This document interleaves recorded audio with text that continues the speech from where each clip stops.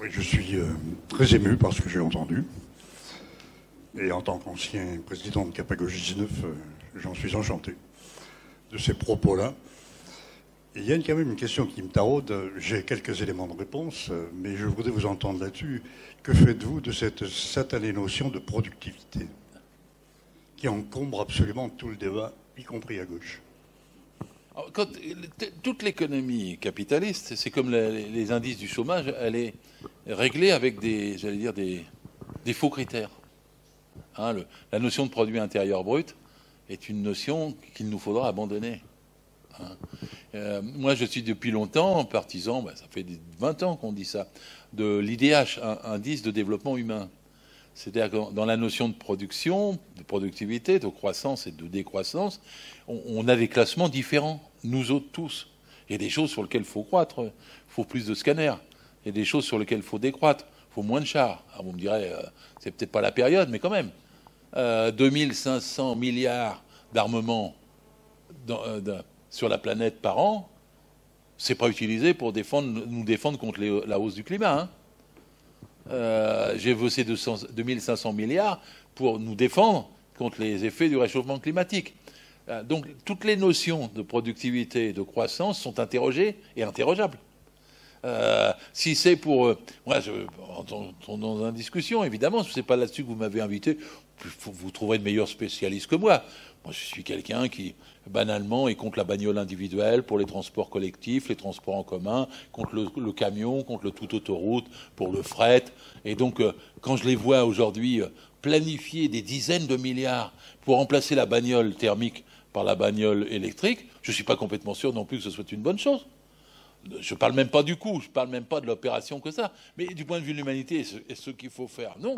Moi, je pense qu'il faut faire plus de cars, plus de trains, plus de moyens de transport collectif et d'utiliser la bagnole qu'en bout de route. Bien sûr qu'il faudra.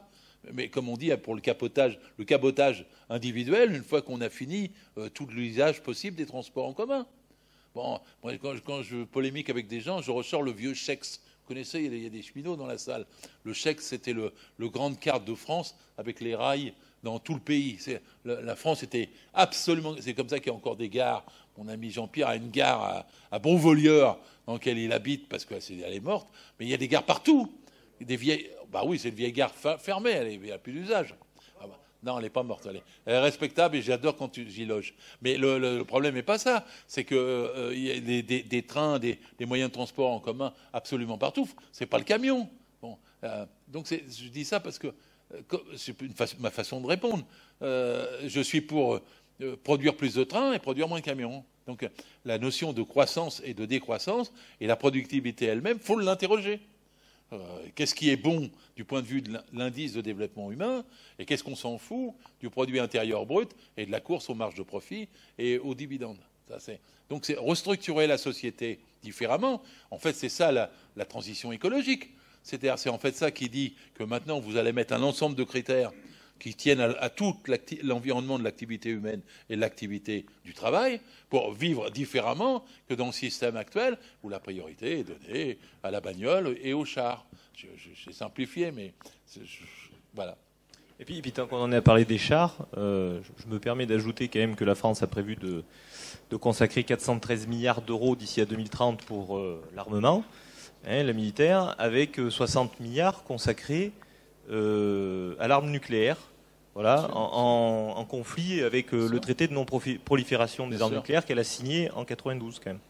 Est-ce que vous avez un point de vue à nous faire partager sur ce qu'on appelle la grande démission en ce moment et peut-être la nouvelle priorisation que les gens accordent à leur travail au sens emploi, pas travail dans le sens je fais mon jardin, j'élève mes enfants, etc. Quand j'ai passé le concours d'inspecteur du travail, il y a 40 ans maintenant,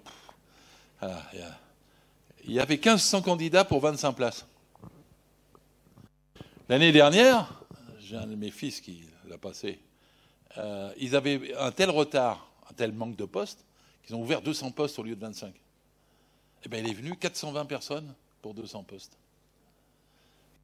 Qu'est-ce que ça signifie, au fond? Ça signifie que la façon dont ils payent le travail, tout simplement, n'est plus à l'auteur de ce que les gens peuvent en attendre. Quand ils disent on ouvre des trucs, il y a plus les mômes ne veulent plus venir en Bretagne ou sur la Côte d'Azur pendant l'été pour bosser dans le fond des restaurants. Parce que faire 70 heures et payer une moitié de SMIC parce que tu es jeune et que tu es en dessous de l'âge, ils ne veulent plus. Et ça, c'est un sentiment largement répandu. C'est pas que les gens ne veulent pas bosser, ils veulent bosser en étant rémunérés décemment et ils veulent bosser dans des conditions correctes.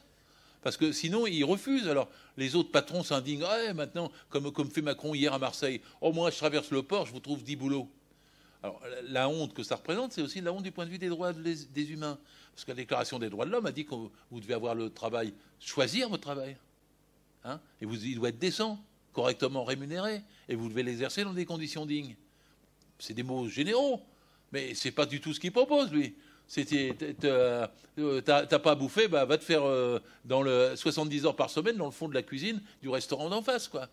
Et le gars, le môme, il va même avoir 50 degrés dans la cuisine. Hein. Il n'y aura pas de limite de température. Hein.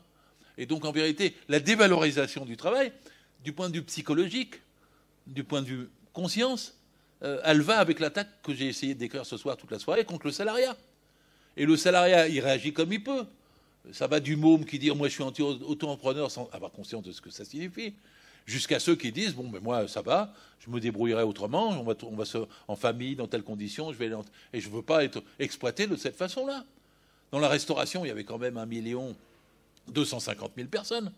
Ils ont arrivé à des horaires en moyenne de 65 heures. Et au SMIC, hein, quand ce n'est pas le SMIC hôtelier, c'est un sous-SMIC conventionnel qui est encore en dessous. Eh bien, évidemment, ça ne marche plus. Alors, ils ont du mal à trouver partout. Ben, il faut qu'ils payent. Et le système est tellement dégradé. Hein, y a ceux qui croyaient que l'argent en haut, ça ruisselait. Mais non, c'est comme les Shadocks. Ils pompent, ils pompent, ils pompent, ils pompent, ils pompent. Et plus ils pompent en haut, plus en bas, les gens se sentent mal. Donc, ça a des conséquences, y compris sur la productivité, dans leur vocabulaire. Alors après, ils disent ouais, les gens sont des feignants. Ben, c'est vous qui êtes des exploiteurs, les gars. On ne veut pas être exploité comme vous voulez nous exploiter. Donc c'est un sentiment. Ce sentiment-là, du point de vue de la conscience, est difficile parfois. Parce que parfois c'est un refus, parfois c'est une désertion, parfois c'est une autodéfense, parfois, etc. Mais je l'attribue comme un ensemble de sentiments qui sont dans le cadre de la prise de conscience du salariat de son sort et qui fait partie de la préparation de la deuxième mi-temps. Oui, bonsoir. Merci d'abord pour ton travail et puis pour cette conférence ce soir. Moi, ma question, ça portait un peu sur quelles propositions en fait et comment on avance. En fait, j'ai lu notamment François Ruffin, mais pas que, qui disait qu'on a besoin de recréer un récit collectif pour trouver des perspectives qui soient cohérentes et qui donnent envie. L'une des difficultés avec ça, c'est que parler de cotisation et parler de toute l'histoire qu'on connaît ici, c'est passionnant, mais c'est quand même difficile de rentrer dedans. Et puis on est concurrencé par TikTok et le porno et tout ce qu'on trouve sur Internet. Donc c'est pas évident d'arriver à faire un discours simple et qui passe bien pour tout le monde. Et du coup, j'en viens à ce qui, pour moi, constitue une part de proposition, qui est le salaire à vie ou salaire à la qualification proposé par Bernard Friot. Et je voulais savoir ton regard là-dessus. Et du coup, si pour toi, ça peut constituer une partie de ces éléments qu'on peut présenter comme ce qui pourrait constituer un avenir meilleur ou en tout cas un avenir désirable. Merci. Merci aussi de la question. Alors moi, j'ai plutôt tendance, évidemment, il faut décrire un monde enviable et où on peut partager. Par exemple, je vais vous raconter juste, j'ai fini le tome, je suis retraité, j'écris. Donc je suis en train de travailler sur ce qu'on appelle une dystopie. C'est-à-dire, elle s'appelle 2054. Et j'imagine, j'ai commencé, j'ai la moitié du bouquin fait. On transporte 12 personnes de 2024 en 2054. C'est la gauche au pouvoir qui les reçoit. Et elle leur explique ce qu'elle a fait depuis 30 ans qu'elle est au pouvoir. Et elle montre qu'on peut faire autrement, c'est-à-dire un autre monde. Et les 12 de 2024, ils écoutent le récit, puis à la fin, ils disent « Mais pourquoi vous nous avez transportés ? Ah, parce qu'on vous renvoie en 2024, c'est vous qui allez le faire. » Donc ça, c'est mon sujet. Et 2024, j'imagine un mai 68, enfin, ou un printemps 2023 qui va jusqu'au bout. Alors, il faut inventer, évidemment, c'est du domaine de... Et donc, j'ai inventé que l'espace à Saint-Nazaire, il y a une grande manif, comme il y en a dans toute la France, sur les salaires, et il y a des éléments fascistes, identitaires, on sait qu'ils existent, qui sont au bord des yachts, dans la partie plaisir du port de Saint-Nazaire, et qui ont des flingues et tout, et tirent sur la manif. Donc il y a plusieurs dizaines de morts, et du coup, ça fait une sorte d'étincelle, ça choque tout le pays. Donc le mouvement fait un saut qualitatif d'indignation. Et il se passe à ce moment-là quelque chose, c'est que, j'imagine, hein, c'est que la NUPES qui dit pas plus de 20 fois le SMIC, les gens se mettent à crier pas plus de 10. Pas plus de 10. Pas plus de 10. C'est un peu comme un MeToo contre les riches. Balance ton riche. Hein, vous voyez un peu le phénomène de masse que j'imagine. Ce phénomène-là n'est pas impossible. Et donc, donner à ce moment-là une réaction de conscience de masse sur le thème pas plus de 10, vous avez la fiscalité, la réforme fiscale, elle passe tout de suite. Hein. Le salaire maximal, évidemment, il passe tout de suite. La distribution des richesses, ça passe tout de suite. Et vous avez une vigilance de masse sur pas plus de 10. Hein. Donc, vous avez des conditions de transformation de la société qui changent tout. C'est-à-dire qui rendent les choses, les rapports avec le salaire, les rapports avec le travail différents. J'écris, moi aussi, je rêve. Il n'y a pas de raison de ne pas rêver. Surtout que je ne serai pas là en 2054. Alors, la question, c'est de pouvoir imaginer comment sera le monde. Et donc, comment je vois aussi? Je vois qu'il faut d'abord commencer par augmenter les salaires tels qu'ils sont avant de chercher une autre formule salariale. Parce que dans le salaire, comme je l'ai 1000 fois expliqué, il y a le salaire net et le salaire brut. Et donc, quand on augmente le salaire en bloc, le brut et le net, on fait de l'individuel pour partager les richesses, à choisir d'acheter un livre ou d'aller au restaurant ce soir-là. Et vous avez la provision pour votre vie, jusqu'à votre mort, la retraite, l'hôpital, la santé, le machin, tout ça. Salaire net et brut. Et après, quelle serait la meilleure transformation, selon ma dystopie, mon imagination, que tout le monde doit avoir, chacun séparément, peut-être différemment, mais c'est de dire que la partie du salaire net baisserait et la partie du salaire brut augmenterait. C'est-à-dire que petit à petit, vous avez une société où l'argent du vécu immédiat sert à départager pour les choses les plus rares, en quelque sorte, ou plus individuelles, ou les plus rares. Mais que vous avez cette partie de la masse salariale socialisée qui prend petit à petit une place beaucoup plus considérable. C'est-à-dire 850 milliards de retraite et de santé deviennent 1000 milliards. Quoi. Mais pour dépasser le salaire, c'est mon idée, hein, faut se battre tous les jours pour les salaires. L'abolition du salariat exige la bataille pour l'augmentation des salaires. Et le chemin, c'est pas de chercher une autre voie, à mes yeux, hein, avec un autre revenu qui remplacerait. Non, c'est de dire à chaque patron, dans chaque entreprise, je dois être payé correctement. Et il doit y avoir cette part-là qui va sur mon salaire mutualisé. Vous changez tout, hein. Parce que une fois que vous n'avez pas plus de 10, vous avez l'augmentation des salaires, vous avez redistribué. Alors qu'est-ce qui arrive dans la société? Elle se socialise. Elle n'est plus basée sur la concurrence et la compétitivité. C'est-à-dire que tous les matins, ils vous disent soyez compétitifs, soyez compétitifs. Mais la compétitivité, c'est la guerre. Si vous dites c'est basé sur le partage, c'est ça l'avenir désirable. Et je le vois de cette façon-là. En tout cas, j'essaie de l'écrire. Mon éditeur attend ça avant décembre 24 parce que comme j'ai marqué 54, il faut que ça soit entre 24 et 34. Il faut que j'ai tout réglé, l'imaginaire là-dessus. Mais c'est vrai qu'on doit imaginer ça. Après, j'ai une petite différence, mais moi j'aime beaucoup François Ruffin, je vis comme lui, je trouve pertinent tous ses savoir-faire, ses dénonciations. Il travaille bien, il dénonce bien, mais c'est pas la dénonciation. Comment dirais-je, c'est pas par les idées vraiment qu'on peut faire évoluer les gens. Si, dans une salle comme ça, dans des réunions, même 2 fois, 3 fois, 4 fois, on peut, par la parole, on peut convaincre 1, 2, 3, 4 millions, 5 millions de personnes, ça, oui, mais on ne peut pas en convaincre 10, 20, 30 millions. Pour convaincre 10, 20, 30 millions, c'est l'action. C'est-à-dire qu'il faut qu'ils vivent différemment. C'est-à-dire comme ça qu'on convaincra le ARN. C'est en faisant vivre les gens différemment. Factuellement, physiquement, matériellement. Et donc c'est cet aspect-là qui doit l'emporter. Et là, du coup, c'est pas la dystopie, c'est pas le rêve, etc. Et c'est qu'il faut gagner la bataille sur le salaire demain à Carrefour, quoi. Hein, parce que c'est là que tout commence. Et on revient à notre intersyndicale, à nos retraites. Alors, en général, parce qu'avec Bernard Feuillot, il m'avait fait une fois, il m'avait dit « je vais parler, c'était après moi, c'est ça. Je vais parler après Gérard. Alors lui, il va vous faire le recto, moi je vais vous faire le verso. » Et j'avais trouvé que c'était bien parce qu'il donnait une idée très abstraite d'un autre monde, quoi. Mais moi, j'étais accroché à comment on fait la transition entre l'actuel et le futur.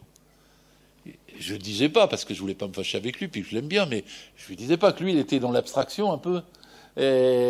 Parce que moi, j'essayais de partir du réel.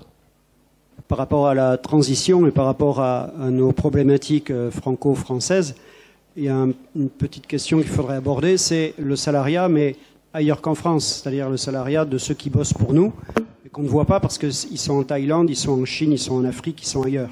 Parce que quand vous parliez, c'est vraiment intéressant, je vous remercie, de parler de la bagnole individuelle. La bagnole individuelle, si on y avait réfléchi en termes de solidarité internationale, depuis un siècle, elle n'aurait jamais existé.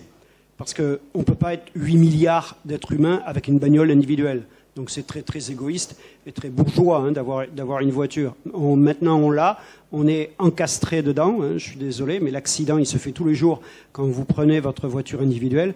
Je le sais parce que j'ai eu un petit accident il y a un mois, ça fait 4 semaines que je n'en ai plus. Donc vélo, assistance électrique, la marche à pied, le train. Et pourtant, je suis en pleine cambrousse, mais bon, pas très loin de Tulle. Bref, ça c'est mon truc personnel. Mais j'en reviens à la transition écologique, transition énergétique. C'est du pipeau. On le sait qu'il n'y a pas de transition. On n'a jamais autant consommé de charbon et de pétrole. Mais pas en France. C'est en Chine. Quand on achète nos produits et nos consommations au supermarché et qu'on achète qu'on consomme, on consomme du pétrole et du charbon qui ont été consommés, utilisés dans les autres pays. Voilà. Donc ça, c'était quand même une petite lumière par rapport à ça, une petite fenêtre sur le fait que, effectivement, on peut parler de salaire, on peut parler de retraite, etc. Mais à un moment donné, par rapport au capitalisme, si on l'attaque pas aussi en parallèle, en parlant aussi des conditions de travail et des problématiques internationales, on ne peut pas y arriver, quoi. Dans le monde, il y a un développement inégal et combiné. C'est une banalité ce que je dis là. Donc, il y a des pays arriérés, plus développés, moins développés, et ceux qui sont plus développés ont plus de moyens de hâter des transitions que les autres, bien sûr. Mais le salariat augmente partout dans le monde. C'est-à-dire que l'économie informelle recule partout dans le monde. Dans les 10 dernières années, il y a 1 milliard de salariés supplémentaires. C'est-à-dire de recul de l'économie informelle, de toutes sortes, comme on voit dans les pays les plus pauvres, pour arriver à une économie plus structurée, avec des droits pour les salariés, donc des conditions de protection de la productivité, mais du travail meilleur, et donc un contrôle sur celui-ci qui peut être meilleur, donc effectivement des partages des richesses et des orientations, des choix possibles pour les richesses ainsi créées. C'est quand même pas mal, hein. 54% de la population mondiale est salariée. Ça n'était pas le cas il y a 30 ans. Hein. C'est très abstrait ce que je dis, mais quand même. Et puis ensuite, après, moi je suis pour. Alors il y a des gens qui, au moment de la pandémie, se sont insurgés contre l'OMS, etc. Moi, je suis conscient, comme tout le monde, des trafics, des grands majors Big Pharma, etc. Absolument. Mais je suis quand même pour des organisations mondiales. Organisation mondiale de la santé, l'UNESCO, une organisation mondiale de l'environnement, les COP. Moi, je suis pour. Je sais bien toutes les limites de ces choses-là. Mais tout ce qui pousse, c'est un hommage au socialisme, du capitalisme au socialisme involontaire. Chaque fois que vous posez, il n'y aura jamais de socialisme dans un seul pays. Chaque fois que vous posez des questions que vous posez vous-même, que vous avez plus de facilité à résoudre, peut-être en France, si on vire Macron, elles se poseront différemment par nous-mêmes dans le monde entier, mais il faut passer par ces structures-là. C'est-à-dire qu'il faut avoir toute la pédagogie, toute la diplomatie, tous les choix économiques qui permettent de modifier les rapports. Bon, après, la résolution de la question de l'immigration fait partie de ça, par exemple. Et donc, en vérité, quand j'ai dit si on prenait le pouvoir en France, on changerait toute l'Europe. Si on prenait le pouvoir en France, on serait un phare dans le monde. Et c'est pas la première fois, c'est pas de la vanité chauvine de dire ça. C'est que il faut faire le contraire de Macron, faire une vraie révolution sociale. Et à ce moment-là, les choses dont on parle, on peut y passer la nuit, mais les choses dont on parle pourraient commencer à se régler avec plus d'efficacité que ce qui se fait aujourd'hui, parce que le capitalisme lui-même ne les réglera jamais par lui-même. Voilà, et donc avant de partir, Cap à Gauche vous propose de prendre un pot fraternel. Voilà, donc vous êtes tous invités à boire un verre, et puis vous pourrez continuer comme ça à échanger avec Gérard, si le cœur vous en dit. Merci à tous. Et merci Gérard Filoche.